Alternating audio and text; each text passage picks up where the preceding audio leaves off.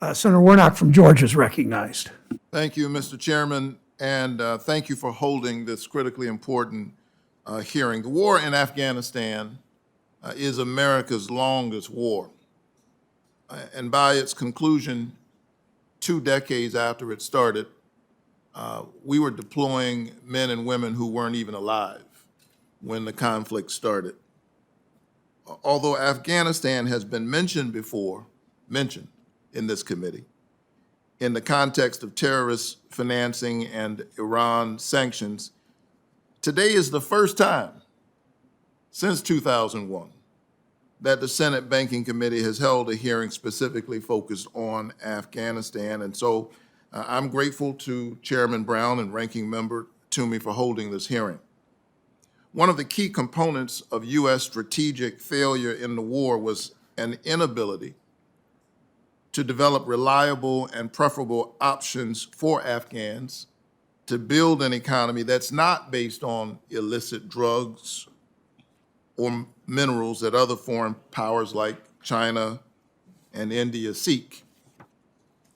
Failure was also due to an inability to stem the widespread corruption that crippled the ability of the national government to govern effectively and build trust among the people.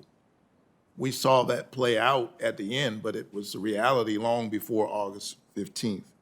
Mr. Smith and Ms. Eckhart, I would like to hear from you regarding each of, on this question, recognizing that the U.S. war effort was a whole of government endeavor, not just what's happening with soldiers on the battlefield, and knowing how critical Afghanistan's economic viability was to success and failure, what questions should this committee and Congress have been asking over the last 20 years?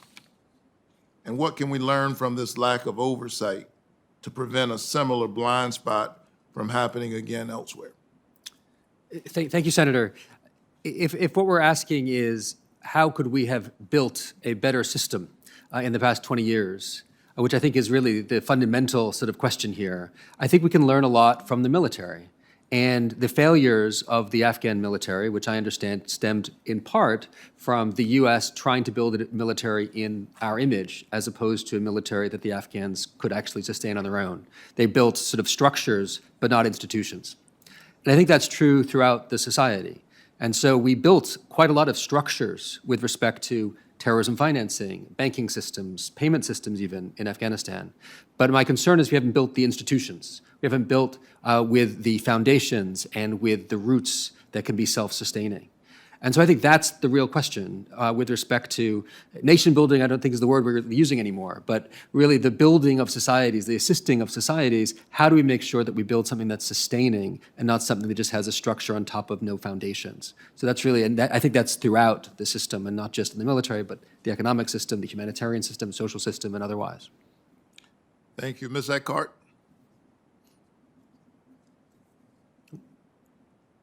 You're muted. Ms. Eckhart, we can't hear you. Excuse me, can you hear me now? Yes, we can. Thank you. Thank you.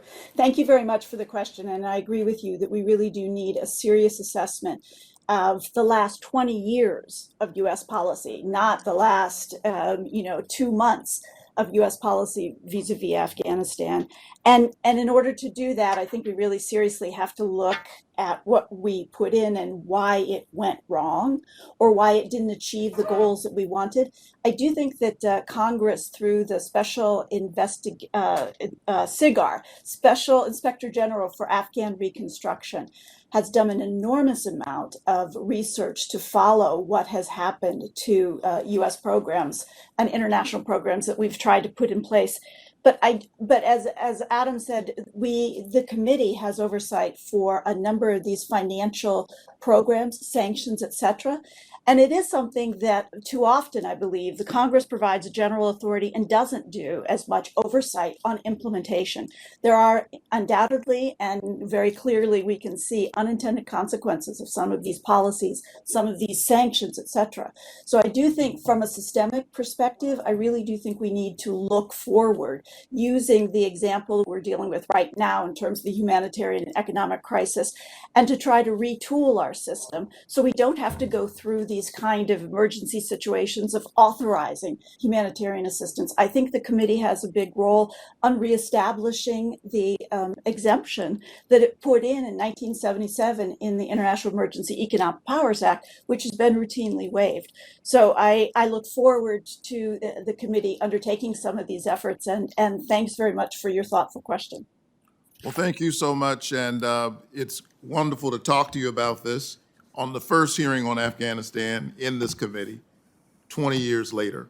But these questions clearly are not centered around August 15, when Kabul fell to the Taliban, but the 7,264 days we had American soldiers on the ground engaged in war when many in this committee, frankly, were not paying much attention. Thank you all so much, and Ms. Fareed, we're inspired by your courage and your service. Thank you. Thank you so much. Thank you, Senator Warnock.